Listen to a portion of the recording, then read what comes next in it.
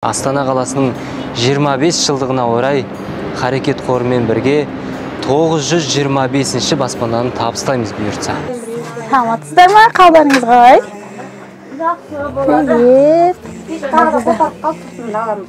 Арнайы өзім келіп, көрейін, білейін деп келдім. 4 бала, бір қыз ба? Иә, бала бір қыз. Өзім жалғыз өзім келген жоқпын. Өздеріңіз білетіндей, сол қонақпен келдім. Ал, саламатсыздар ма? Қалдарыңыз қалай? Қош көрдік, амансыздар ма? Қалай? Ассалам.